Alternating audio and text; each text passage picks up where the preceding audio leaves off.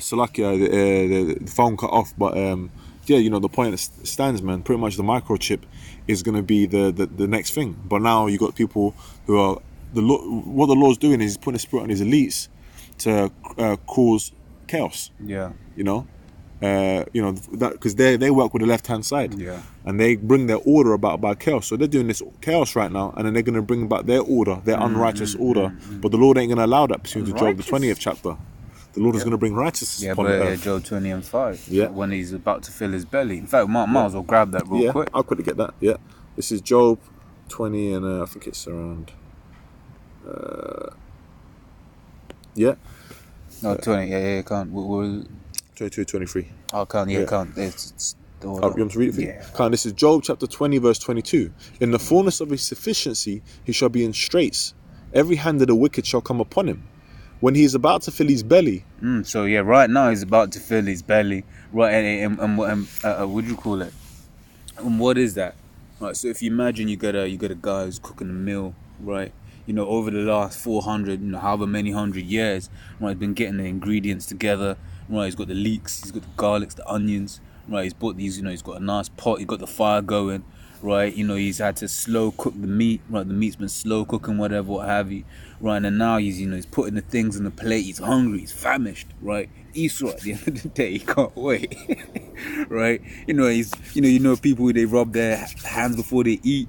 Right, and he's about to take. He's getting to a point where he's about to take that first bite of that meal, which is that that meal is that new world order, and the Lord's not gonna let him do it, man. Right. He's about to do it, and he's going to get the bailiff's going to knock through the door and be like, yo, what you doing, man? Yeah. Right? It says the Most High shall cast the fury of his wrath upon him, and shall rain it upon him while he is eating. Yeah. You know, it reminds me of a scene, I think it was Untouchables or something like that, where Robert De Niro was playing Al Capone, and there was a guy it was around his dinner table. He basically started hitting him in the back with a baseball bat. They're about to eat. It's kind of like Esau is he's about to fill his belly, but he's just about as he's about to do it. Hey man, you ain't gonna get the satisfaction of enjoying all that flavors and all these all the wickedness that he's labored from his youth. Yeah. He ain't gonna be able to enjoy it. Yeah. The enjoyment is gonna come for Israel, man. Right. And the Lord is gonna bring wrath upon him, man. That's right. It's beautiful. You want to get Ezra? Yeah. Oh yeah. So it's Ezra's 15, 16. Can't. This is 2nd Ezra's 15, 16 for you, bro. Can't. You want to read it for you? It says, for I break down. It says, for there shall be sedition among men, and invading one another. They shall not regard their kings nor princes, and their course of their action shall stand in their power. Yeah. So when people are rioting, okay, it's going to get so chaotic out here that people are not going to, they're not going to see Boris Johnson walking down the road and think, well, that's Boris Johnson, Okay. They might think that's Boris Johnson. He might have some food. Right. They're more likely to attack. They're not going to look at. They're not going to look at the average policeman. They're not going to look at their celebrities and think, oh, that's look, man. When it's going to be dog eat dog out here, it's going to be, it's going to be a situation where basically we got to eat. Yeah. So that's how it's. People are going to go manic out here, man. They're not going to regard. They're going to regard the powers. Yeah. Okay. But what's going to happen is the powers are going to come against them hard with their military. Yeah. That's why that's why it says there's going to be many people that are going to be slain, man. Yeah. Oh yeah, mate. In fact, it goes this. What was it? Many shall famine. Basically, I think it's the 2nd Ezra 16 says, many shall die of famine, but those that don't shall the sword destroy. Yeah. Because the first thing is going to be like, oh, we're not going to be able to eat because it's going to be hard to get food out here, rationing and certain things. Okay, but then the next minute is like, okay, you managed to survive that, great. Now you're going to get shot. Yeah, biblical shot. If I may, just quick detour. This is Amos 5 and 18, right? It says, woe unto you that desire the day of Yahweh. To what end is it for you? Yes, you get these questions like, oh yeah, you can't wait for the Lord, blah, blah, blah, right? But they don't understand what the day of Yahweh is, right?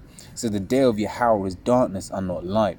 As if a man did flee from a lion, right? So they escaped the the famine, whatever. They survived the famine. It says, and the bear met him, and then now a guy comes to kill him with the sword or whatever. or went into a house and leaned his hand on the wall and a serpent bit him, right? You know, then you get what you call it, you survive all that. You survive the famine, right? You survive the race riots, right? You survive people trying to kill you, right? Only to get hit up by a missile, right? That's the Lord basically taking the piss, man. It's like, okay, you survived that, then you survived that, and you survived that. It was, for instance, you had that in Grenfell Tower. You had a geezer that had survived all the bombings in Syria, whatever, what have you. Came to England, thought he was safe, and got burnt up in the tower, man. Yeah. Hey, the worst thing is, if a guy is in a race, right? Let's say he's doing the 400-meter hurdles, right? If he messes at the first hurdle, you're kind of like, you know, he fucked up. That's a shame. If a guy is neck and neck with the one guy at the end, and he flops at the last hurdle, oh man, that's killer. Yeah, everyone's like, ooh. And that would be the one where he smacks his face flat on the ground as well. That's the worst one. Yep. You know, so close to the prize, yet so far. Yeah, so far. So I'll read that for you again. For there shall be, 2nd Ezra 15:16, for there shall be sedition among men, and invading one another. They shall not regard their kings nor princes. And that word sedition, by the way, actually goes into uproars, man. Yeah. There's going to be actual, like, you know, people coming against the power. Yeah. You know, and in, you know, the power of the earth at the moment that's running it is Edom, the Esau, the elites. You know, Man E. But you know, they're gonna get a rude awakening when the ultimate power comes through, man. That's right. How about Shai, man? That's right. That's right. Next verse. Yep. It says they shall not regard their kings nor princes, and the course of their actions shall stand in their power. A man shall desire to go into a city and shall not be able. Yeah, there's going to be cordons off areas, zones, military law, man. And I was just reasoning with just quickly, just showed him an article to remind him that I think not too long ago, I think it was only last year. Yeah. It was on the Daily Telegraph or the Telegraph. Yeah. Hey, you had military troops in London. Yeah. You know, they were called in, man. So it's that easy. Just overnight, man. Overnight, you can call the military troops in, and then everything changes. Yeah. You know. Yeah. It says, for because of their pride, right? London's a nasty zone 1, because you got these different zones. London, you got zone 1 through 9, right? Zone 1 being, you know, the real city of, you know, London. A lot of these motherfuckers in zone 1, they're proud as hell, man. Yeah, because they, you know, they think they've made, I live here. Yeah. Right, but the Lord's going to bring down the pride of these cities, man. Right? It says, for because of their pride, the cities shall be troubled, and the houses shall be destroyed, and men shall be afraid. Right? Yeah, and people are going to be afraid. And people are afraid now. People aren't sure about the Brexit. They're unsure about it. And you can see the fear, man. When you talk to these people, man, you know, because you know what, uncertainty brings that. Yeah, uncertainty brings that, and the interesting thing is that these people don't even know what's coming. They're worried about the things that they're uncertain about. Yeah. Hey, well, there's things that we're certain about that you should really be worrying about. That's why the scriptures say, "No, when the terror of the Lord, we persuade men." For real, for real. Yeah. Hey, Brexit's the least of your worries. Oh, that's the least of your worries. You know. Yeah. Bit more in this, isn't it? Yeah. It says, for because of their pride, the city shall be troubled, the houses shall be destroyed, and men shall be afraid. Right, a man shall have no pity upon his neighbor, right? But shall destroy their house with the sword and spoil their goods because of the lack of bread and for great tribulation. Yeah. Right? The scriptures talk about that a friend. I was gonna get that. Oh, you're gonna? Okay. Yeah, can. Where is it? Sirach 12:8. Sirach 12:8. I'll hold it. I've already closed it. Yeah, close it. 12:8. Right, it says Sirach 12:8. It says, a friend cannot be known in prosperity, and an enemy cannot be hidden in adversity. Right, like for instance, you know, people in the world even have this saying, you don't really know if someone's down for you. I forget exactly how it goes, but it's like you don't know if someone's down for you until you have to go through shit with them, right? You know, I thought it was my boy, but as soon as I, got into a bit of something, then they just dipped, right? But that's everyone out here. Everyone out here will fake smile at each other, but in that time, right, when things are bad, when it's my life against your life, right, then guys go, he's just a nigger anyway. Or he's just this, or they're just that, right? Or she's always been a bit of a bitch, right? People, when things are bad and people need food, whew, Yeah, man. That's why it says they're not going to give any pity. Yeah. You might have had a neighbor you know 20 years, you know. Hi, Jack, every day, you know. Yeah. Barbecue this weekend, you know, all that. Yeah. And then, but wait, when the chips are down, Yeah. they'll eat each other. You know. Yep. Hey, man, that's how it will go, man. And it's true. That's how it's going to go, because everyone's going to be brought back to that base. Yeah. You know, and the realization of who they are. You know, all the extra shit, all the fabrications, all the magic, all the spells that have been cast by Esau.